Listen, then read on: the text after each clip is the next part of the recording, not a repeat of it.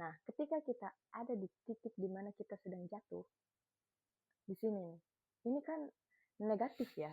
Kita berada pada posisi negatif. Ini negatif semua. Entah ini misalnya negatif 3, ini negatif 3, dan ini negatif 3, negatif 3. Kita ada di sumbu negatif, yang mana kita mungkin sedang terasa terancam, kita sedang mengalami penurunan hidup. Kenapa kita harus mengalami penurunan hidup yang negatif banget?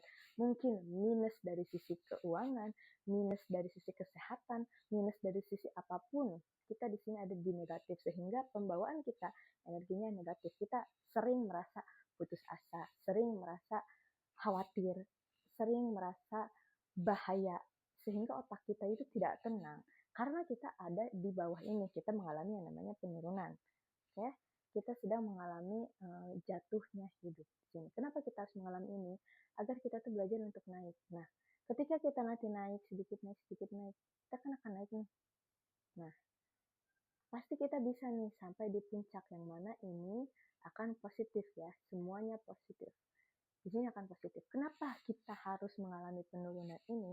Yang paling utama agar kita belajar. Kita belajar untuk merendah. Kita belajar untuk bahwa kita ini bukan siapa-siapa. Dan ketika nanti kita naik ada di puncak ini, kita ingat nih perjalanan dari bawah ke atas ini. Agar kita belajar. Makanya saat kita memulai sesuatu, kita perlu merendahkan hati kita bahwa kita bukan siapa-siapa. Sehingga ketika kita mengalami penurunan dalam hidup, jatuh, dan lain-lain, kita bisa belajar. Bisa belajar untuk naik lagi perlahan dan pasti ada di puncak.